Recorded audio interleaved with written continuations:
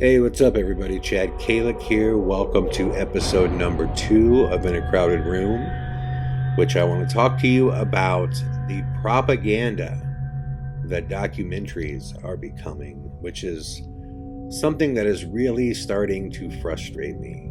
And the reason I bring this up is because I recently watched the documentary American Dream, American Nightmare, the Suge Knight story. And it was a documentary directed by Antoine Fuqua. And I was super excited to see it because it was a Fuqua documentary. And Anton Fuqua is not a documentary filmmaker. This was, I believe, his first one. But Anton Fuqua is an amazing director, most notably known for directing Training Day with Denzel Washington. King Kong Ain't Got Nothing on Me. An amazing, amazing movie. Now, Fuqua has gone on to do all kinds of films with Denzel. He did The Equalizer 1 and 2. He did the remake, The Magnificent Seven. He did that. He's even done like King Arthur film. He's done a lot of stuff. But I heard he was doing this documentary on Suge Knight. If you don't know who Suge Knight is, he's basically known for being the boogeyman of Death Row Records. He built Death Row Records with Dr. Dre. He was the individual that was in the car with Tupac when Tupac was killed. Many people believe that he put the hit out on Biggie Smalls and had Biggie Smalls killed. But Suge Knight is this massive dude, this huge, super huge dude physically, was an ex-college football player, played in the NFL for a brief time period. Was eventually cut by the Rams, I think it was. But he was known for just doing some really disturbing things in Hollywood. He built Death Row to I think their last year in operation, or at their height in operation, he was making like $500 million a year. But he did it in ways that were just unbelievable. For example, a famous story is that he supposedly held Vanilla Ice by his ankles, like 6 stories up, and made him sign away the rights to Ice Ice Baby, the publishing rights, which Vanilla Ice, Rob Van Winkle, he's told the story, he's changed the story a few different times, but the facts remain that Suge Knight owns the rights to Ice Ice Baby right now, as of today, which is pretty crazy. But Suge Knight was also known for making people drink his piss, like his enemies. He would have his thugs come in and hold people at gunpoint and make them drink glasses of his piss. Just really known as a monster. And most recently, Suge finally messed up big time. When they were filming the Straight Outta Compton movie, Suge showed up on set wanting compensated for his character in the movie. Reportedly, he was looking for Dr. Dre, actually. But there were some guys that were there, some kind of old school LA gang members that intercepted Suge. There was an altercation in which essentially Suge left, got in his car, and there was a guy that was talking smack to him and ran up to him, and Suge just ran him over. Hit him once, put it in reverse, and then just completely ran over this guy driving a big old, it's like a Bronco type of vehicle. And he just ran this guy over and killed him. And what Suge didn't realize is that this isn't 2000, this is 2017. And it was all on film.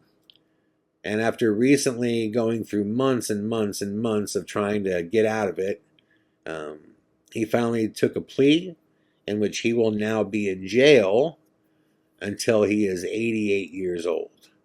I believe his plea was for 28 years. And it's federal, so he's got to serve 85% of it. So everyone knows this kind of story about Suge Knight, that he's just this terrible human being that hurt people in immeasurable ways, and basically, couldn't just leave it alone. Couldn't just be happy with the empire that he built. He kept trying to build it in this gangster, thuggish way.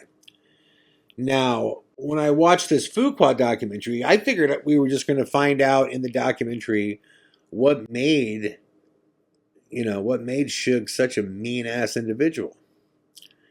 And to the contrary, it was this fluff piece that basically asserted that the public had it all wrong, that Suge was improperly or unfairly pinpointed by the media as rap's boogeyman.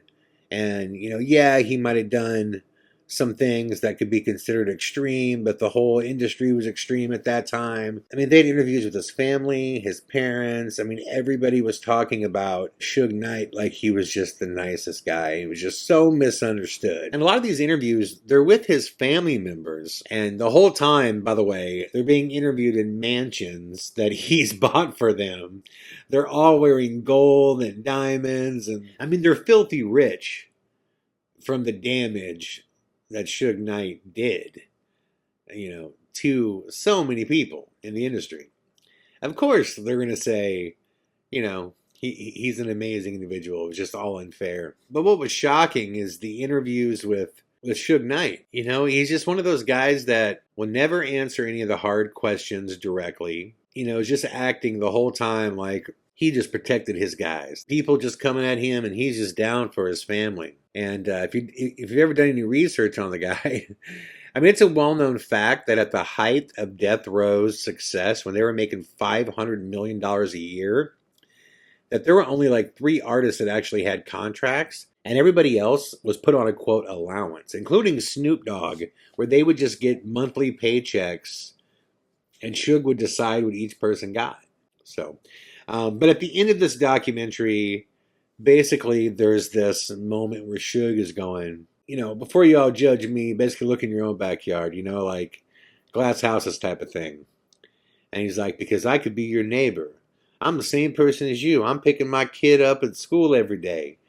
And I'm sitting here going, dude, this is such crap. You're not the same person as me or anybody else. You're a killer. That's why you're in jail.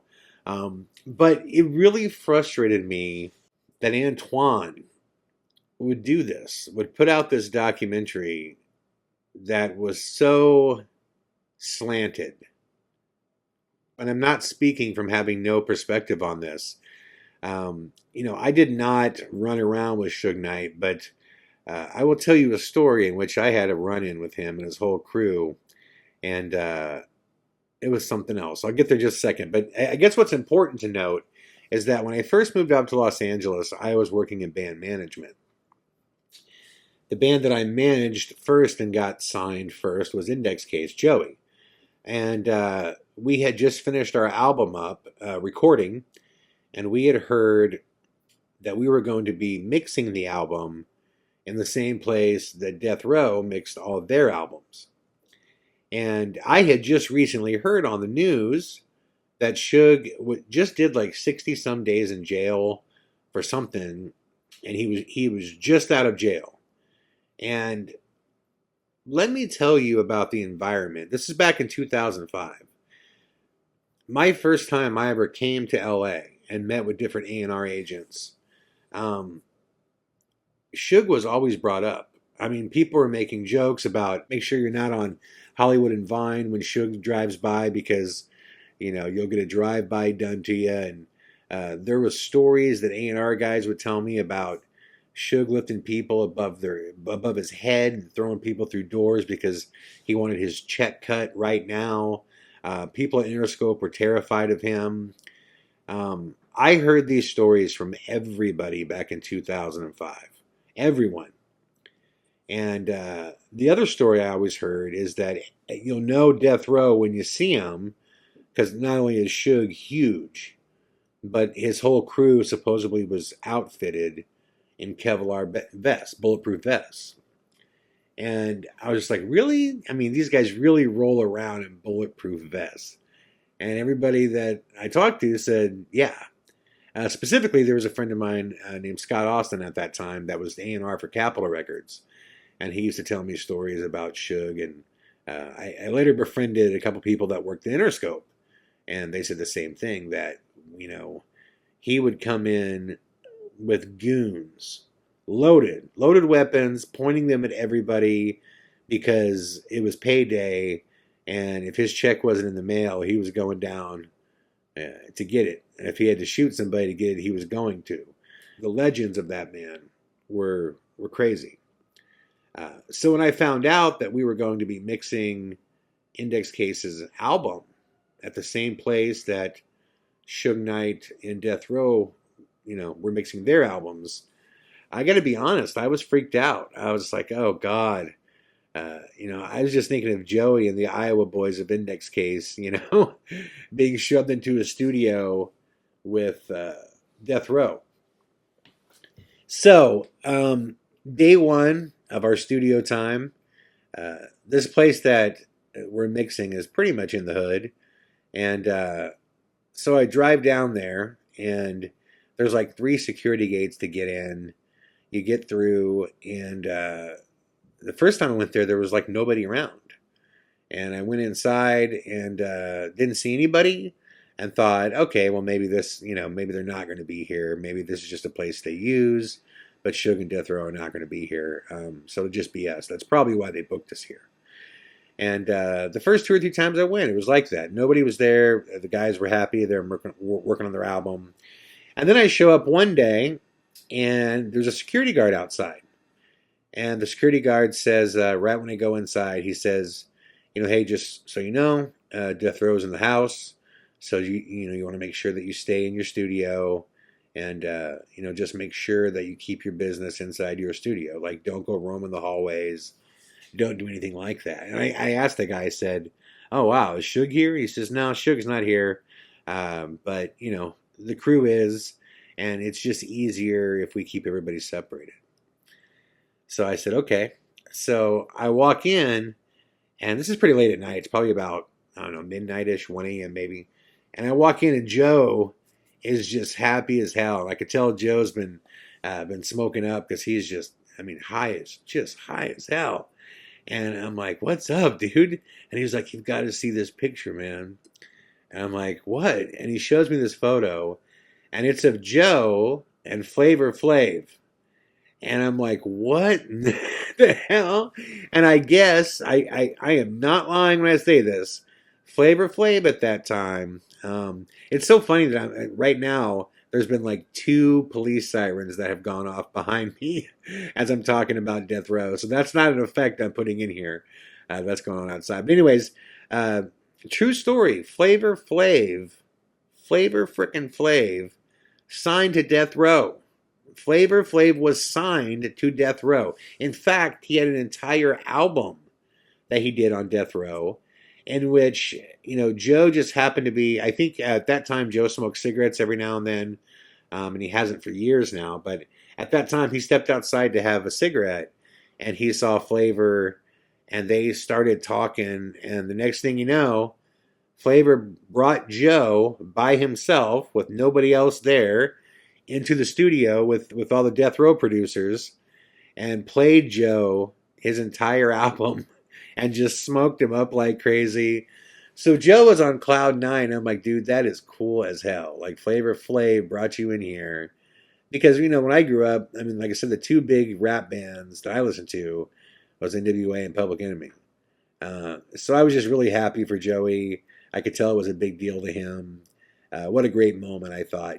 This kid from small town Iowa is out here with Death Row, with the Death Row producers listening to Flavor Flav's new album, as Flavor is smoking him up. So that was pretty cool. So ended up leaving that night. Everything was fine. Everything was all good.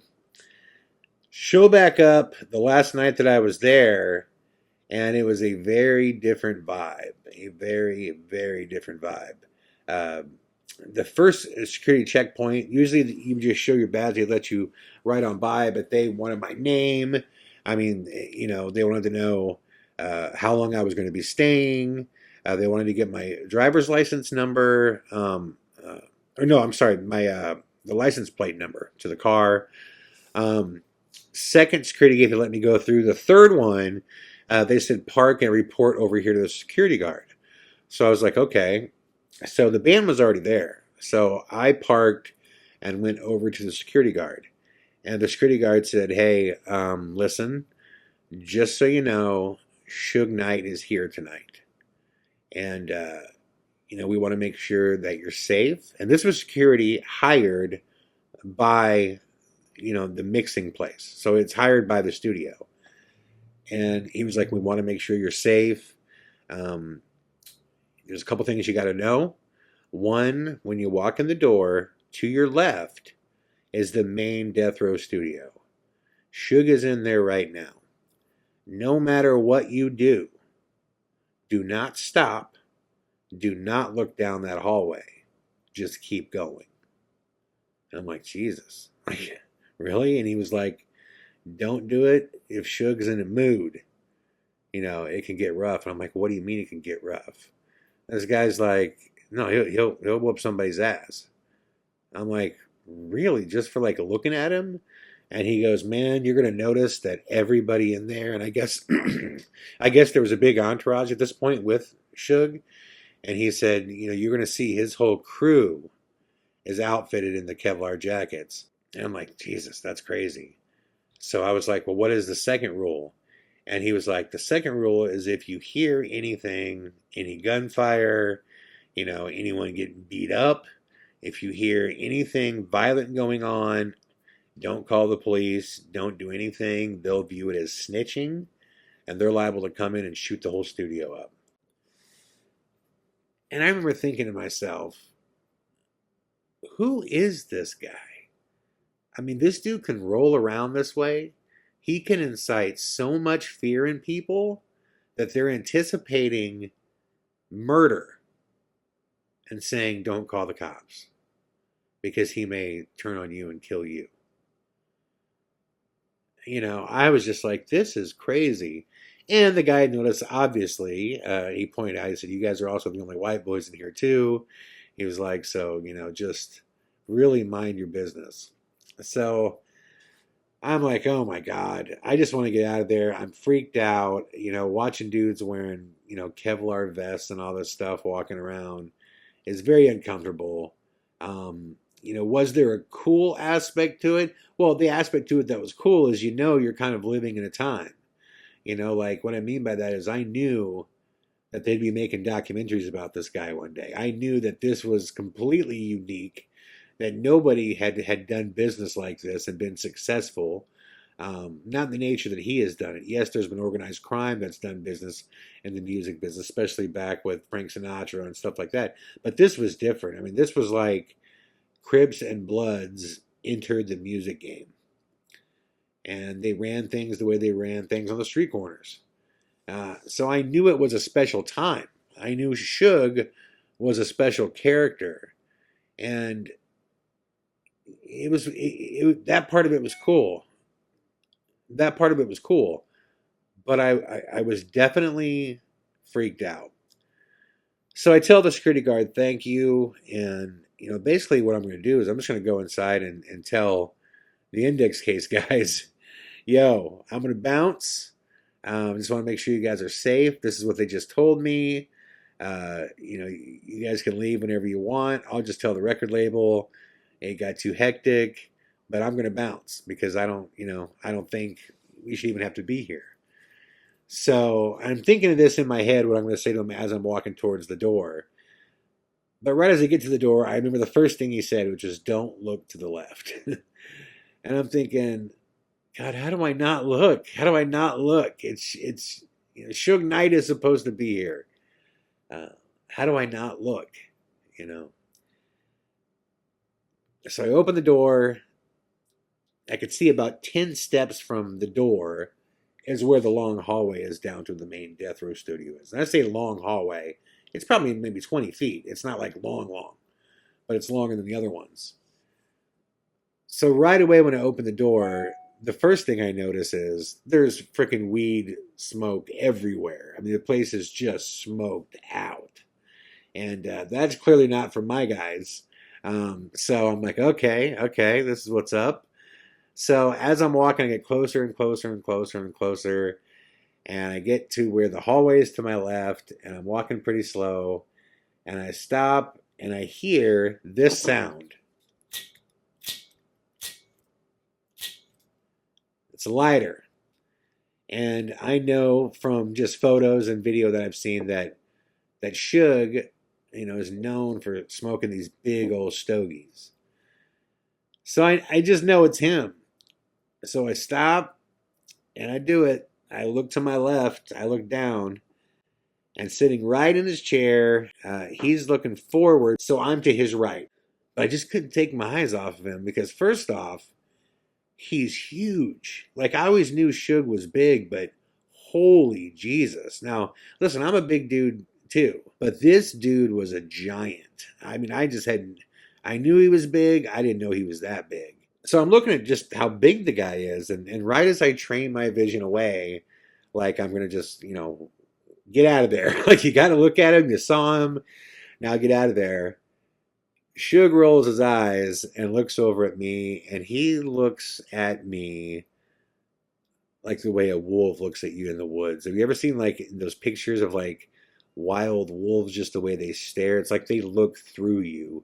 He looked at me with a look like there was evil coming out of this man's eyeballs. I was freaked out. I was like a deer in the headlights. I'm like, holy Jesus, what do I do now? And like I said, this is just weird, man, because just in my lifetime, there have maybe been one or two people that physically intimidated me. And the aura around this man, the darkness around this man, I mean, you could feel that energy just coming off of him. And he takes a really deep drag off his stogie, completely inhales it, by the way, takes just the big, thick stogie smoke all the way down his lungs, breathes it all the way out, does not take his eyes off me, and it's quiet as hell. And you could tell everyone in the studio is being quiet because they know he's noticing something. And I'm thinking, oh, Jesus, here we go. And I could tell he's getting ready to talk. And all he said was, shit, keep it moving. And I was like, what do I say back?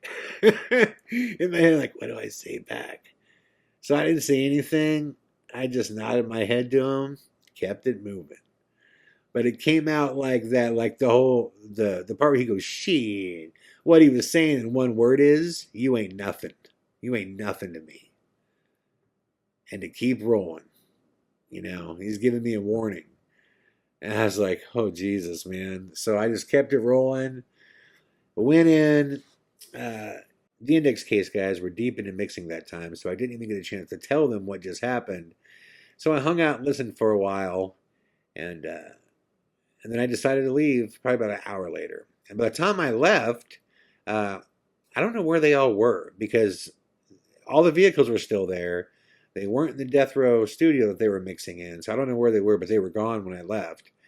But I will just never forget that energy, man. Just the way he looked at me. It was startling. Just the evil, man. The pure evil off that dude's face. And, I'm a big believer in the crossroads, story of Robert Johnson, and where you come to the crossroads and you meet the devil and he offers you a deal. And you got two roads you can go. You can take the hard work, I'm going to bust my ass and, do everything I can in this lifetime to make it on my own. And then there's the other offer, which is you could have it all.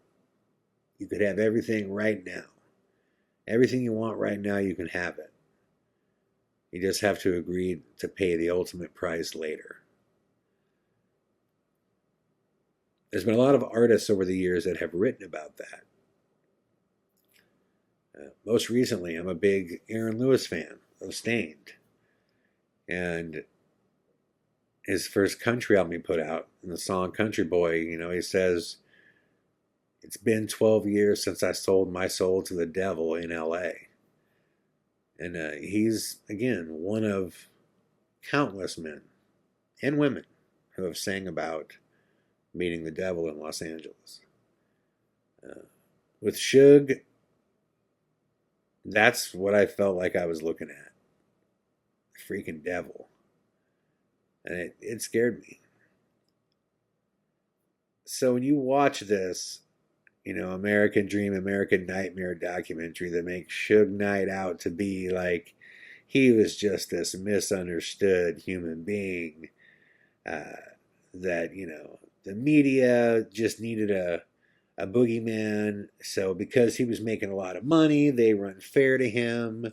Um, don't believe the hype, man. I don't know. I don't know why Anton Fuqua did this, but I'm telling you, long before my path ever crossed with Suge Knight's, uh, everybody I talked to